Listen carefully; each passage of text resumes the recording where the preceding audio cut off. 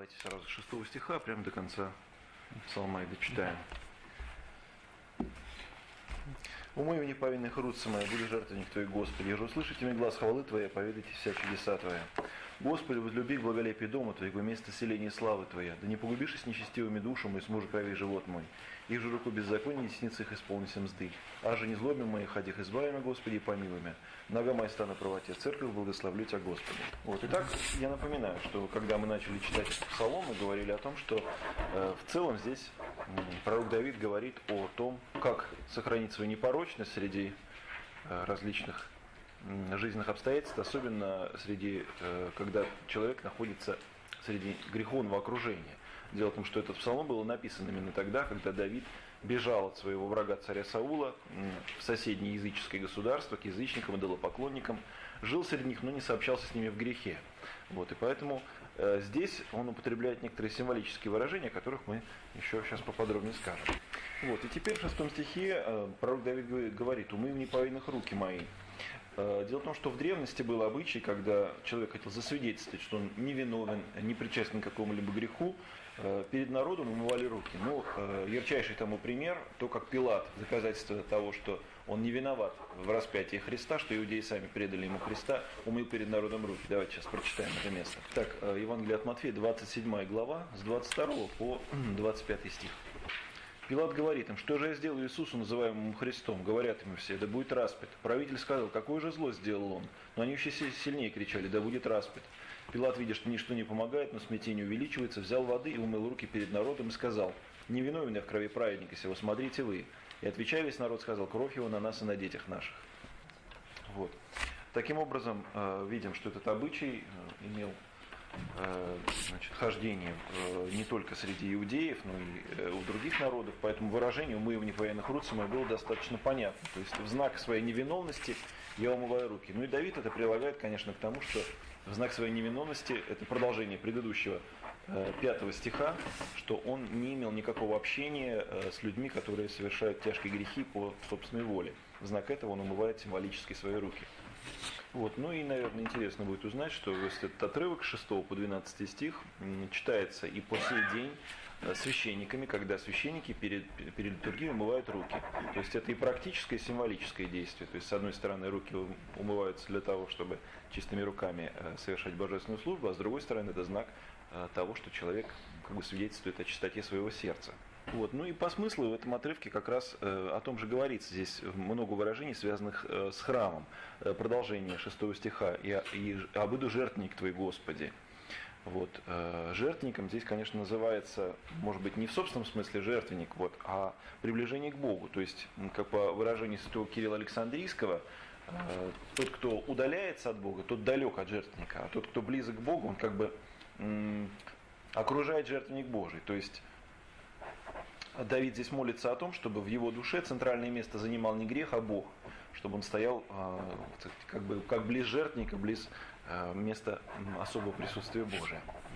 Вот почему мы говорим, что здесь надо скорее понимать в духовном смысле. Ну вот, допустим, выражение 8 стиха «обитель дома твоего». Напоминаю, что во времена царя Давида храм ведь еще не был построен, существовала только скиния. Поэтому под храмом, под благолепием и под жертвенником понимается скиния Моисеева.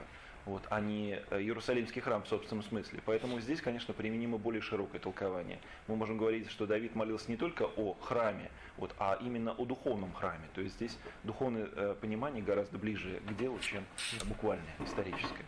Вот смысл далее 9-11 стихов тоже достаточно ясный и понятный. Здесь Давид молится о том, чтобы Господь не попустил им погибнуть и умереть с нечестивыми. Вот, и говорит об этих нечестивых, что они мужи кровей, то есть убийцы, вот, в руках беззакония, и они, то есть, продают дары за правду.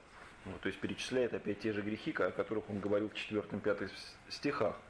Вот, и эта молитва, конечно, Давида, она продолжает тему этого стиха, тему этого псалма, потому что говорит: «А же не злоба мою ходих». То есть, опять-таки, он говорит о своей непорочности, непричастности к обществу этих явных грешников.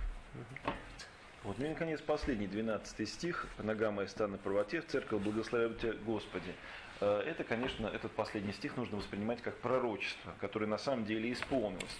Действительно, в последующее за написание этого псалма время и по настоящий день во всех церковных собраниях этот псалом воспевается. Как выражается блаженный Феодорит, слово это исполнилось на деле, потому что ныне каждая христианская церковь в собраниях и последних своих имеет песнопевца и учителя божественного Давида.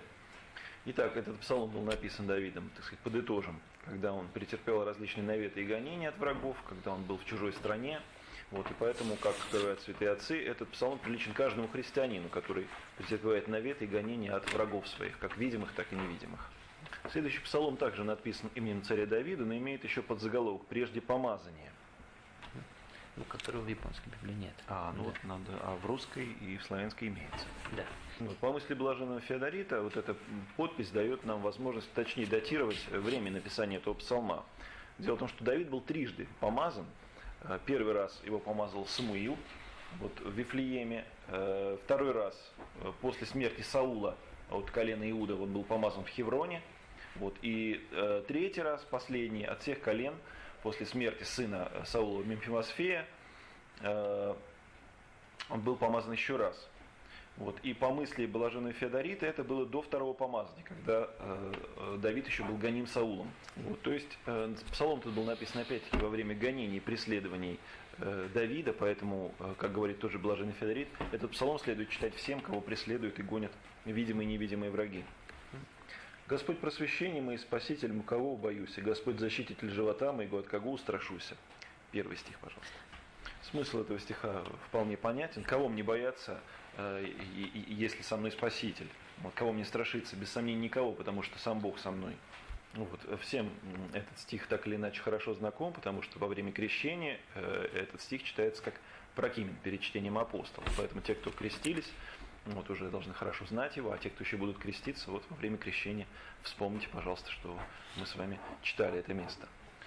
«Всегда приближайтесь с нами злобующим, еже снести плотями, оскорбляющими вразимы, идти изнемогушие подоша. А еще ополчится на меня полк, не убоится сердцем, а еще восстанет на меня брань, на него ас уповаю».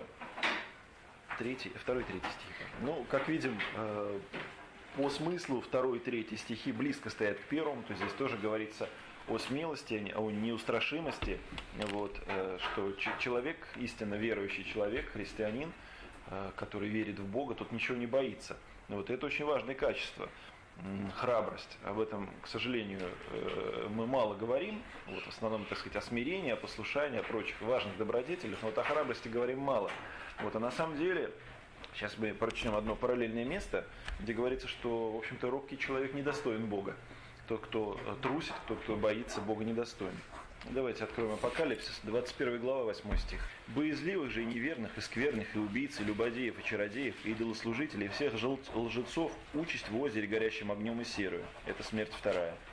Вот. Ну, как видим, сказать, идолопоклонники, убийцы, любодеи и прочее поставлены в одном ряду с трусливыми и лжецами. Вот, так что, как видим, ложь и трусость, в общем-то, это перечисляется к таким достаточно серьезным порокам христианина. Вот. Почему? Потому что, безусловно, трусость и боязливость обличает неверие человека. Вот. О чем здесь говорит Давид? Если я верю, что Бог со мной, я не боюсь ничего. Вот. И храбрость, об этом, кстати, многие святые отцы говорят, сейчас еще об этом скажу чуть побольше. Вот. Например, святой Андрей Священник, рассуждая о природе храбрости, говорит, что храбрость это не дерзость, это не наглость, это не безрассудство. Наоборот, это очень добродетель, которая тесно связана с добродетелью смирения. Вот. Например, в слове о страхе, в своей знаменитой книге Лестницы, он говорит, что трусливые по большей части очень гордые люди, а вот смиренные как раз ничего не боятся. Почему? Потому что гордые полагаются на самого себя. Вот, и свою всю надежду полагает на себя, а не на Бога. Поэтому в случае что-то с ним, как он выражается, то такой человек начинает бояться даже тени. Вот, в то время как смиренный человек, понимая, что все с ним случается по воле Божией, что он полагается полностью на волю Божию, не боится ничего, потому что понимает, что без воли Божией с ним ничего не может случиться. Вот. И тот же Иоанн Лествичник, Иоанн Дорофей говорит, что человек должен созидать свою душу как некий дом добродетели. Нельзя строить одну стену, вот, а других пренебрегать, потому что одна стена в конце концов рухнет. Таким образом, мы должны не только смирение, так сказать, и послушание в себе развивать, но в то же время и храбрость, и другие добродетели.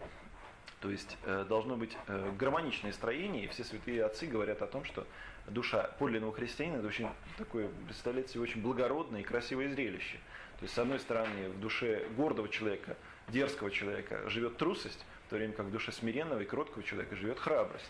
Вот. И надо сказать, что святые отцы в древности, монахи в частности, уделяли развитию храбрости, так сказать, упражнению в храбрости много внимания. Об этом сейчас еще скажу. Я уже как-то говорил, что Иоанн Лествичник советует для борьбы со страхом специально ходить в разные страшные места, в том числе на кладбище, вот, и стараться там ночевать. Такая рекомендация. Вот. Более того, в житии одного древнего монаха, кажется, Макария Египетского или кого-то из его сподвижников описано, что тот как-то путешествуя по пустыне остановился на ночь в заброшенном языческом капище, вот, в котором было много мумий. Вот. И он одну из этих мумий использовал в качестве подушки. Вот. Бесы, чтобы его устрашить, значит, ночью стали производить различные движения, вот, и он услышал голос этой мумии, что давайте встанем и куда-то пойдем. Вот. Но тот понимал, что это всего лишь бесовские привидения. Вот. Он сказал, тебе положено пребывать в том месте, в котором ты после смерти определен до последнего воскресенья. Вот, и поэтому, конечно, я не верю, что это все на самом деле происходит, это все привидение. Вот, и таким образом, преодолев козни дьявольские, он продолжал спать на этой мумии. Утром встал и продолжил свой путь. Это Макарий Египетский. Да, кажется, он. Да. Вот. В то же время этот человек был не каким-то дерзким и совершенно бесстрашным. Вот. Он был очень смиренным человеком. С ним произошел и другой случай. Однажды вместе с своим учеником он шел по каким-то своим делам, и ученик шел перед ним на некотором удалении. Навстречу им попался языческий жрец, который тоже шел по своим делам.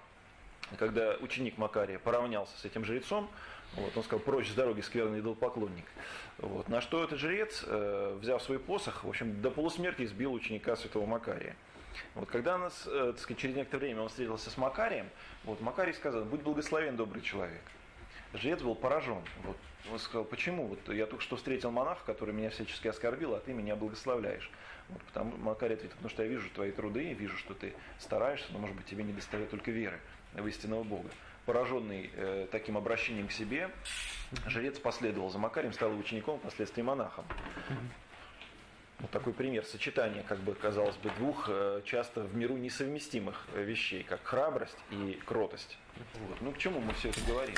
Вот. Обычно, действительно, мы так и в общественном мнении, что христиане это слабые, робкие люди, вот, у которых только смирение и послушание на первом месте. Как видим, совсем не так. Вот, как видим, и древние отцы, и пророк Давид говорят о том, что храбрость и смелость это очень важные вещи. Об этом не будем забывать.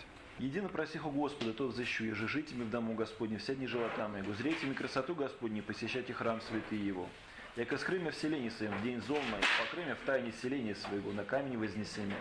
И ныне се вознеси главу на враги мои, обы духа пожег в селении его, жертву хваления и воскликновения. Пою и воспою Господи. 4-6 стихи, пожалуйста. Вот здесь пророк Давид выражает свою самую глубокую надежду, вот что самую его заветную цель и мечту жить в дому Божьем. Вот, то есть быть постоянно перед лицом Божьим, в присутствии Божьем. Вот не только, как сказать, здесь о храме идет речь, потому что, напоминаю, храм еще не был построен, но здесь о духовном присутствии Божьем говорится, о духовном доме Божьем. Вот в 5 стихе здесь содержится некая историческая информация. «Укрыл меня в скинии своей в день бедствия». По мысли блаженного Феодорита, здесь из этих слов выходит, что Давид написал псалом тогда, когда пришел к священнику Авимелеху, вот, и молился в скинии Божией, получил от него благословение святые хлебы, вот, и избежал рук врага. Вот здесь как бы историческое упоминание об этом событии есть. Вот, но в духовном смысле «скрыл меня в селении своей» можно понимать так, что Господь делает молящихся неприметным для тех врагов, которые его ищут, в частности для духовных врагов, злых духов. Скрывает как бы в своем жилище, то есть покрывает своей благодатью от различных нападений. Вот в таком же смысле нужно понимать и выражение тоже 5 стиха «вознес меня на скалу», то есть поставил меня в безопасности, в благонадежности, как бы на некой скале. Вот. И, наконец, в 6 стихе говорится, что когда он будет спасен от врагов, он принесет жертву славословия Господу. И в конце этого стиха говорится, стал бы петь и воспевать пред Господом. Вот «пою и воспою» здесь в греческом тексте употреблены два глагола. Асо, то псало. Вот, пою, то есть пою голосом, а псало, то есть пою на псалтире, на псалтирном инструменте. Это тоже очень важное такое историческое место, где говорится о том, что псалмы Давида изначально предполагались для храмового исполнения на музыкальных инструментах, на псалтире, который использовался как раз в ветхозаветном храме. «Услыши, Господи, глас мой, им же возвах, помилуй меня и услыши меня, речеть Тебе сердце мое, Господа, взыщу, взыскать Тебе лице мое, лица Твоего, Господи, взыщу. Не отврати лица Твоего от меня, не уклонися гневом от раба Твоего. Помощник мой буди, не отрини меня, не остави меня, Боже, Спасителю мой». 7-9 стих. Вот 8 стих в славянском и греческом тексте читается несколько по-другому, нежели вот в русском. «Сердце мое говорит о тебе, ищите лица моего». Нет, здесь сказано «тебе речи сердце мое, Господа взыщу». Лица твоего, Господи, взыщу. То есть здесь от имени Давида, не от имени Господа идет речь. Поэтому в целом этот отрывок это очень такое сильное молитвенное воззвание. Не сам Господь призывает искать лица Его, а Давид хочет искать лица Божия. Вот, то есть в оригинальном тексте получается «лицо мое ищет лица твоего». То есть здесь говорится о личном общении, которого ищет Давид. Вот. О чем здесь конкретно идет речь? Напоминаю, что когда пророк Моисей на горе Синай хотел видеть лицо Божие, то он не видел лица Божия. Вот, Господь показал ему, как говорится в славянском, задние, то есть следы свои. Вот, то есть он не удостоился видения Бога лицом к лицу. Здесь же Давид просит об этом. «Я хочу видеть тебя лицом к лицу». То есть мое лицо перед твоим лицом. То есть наиболее тесного, наиболее близкого молитвенного общения просит здесь Давид. Такой смысл 8 стиха. Вот. И именно в этом цель всех подвижников, всех монахов, которые подвязались в молитве, видеть Бога лицом к лицу.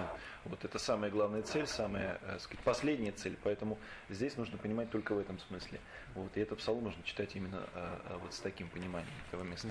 На этом на сегодня Ветхий Завет все. 3 минуты перерыв.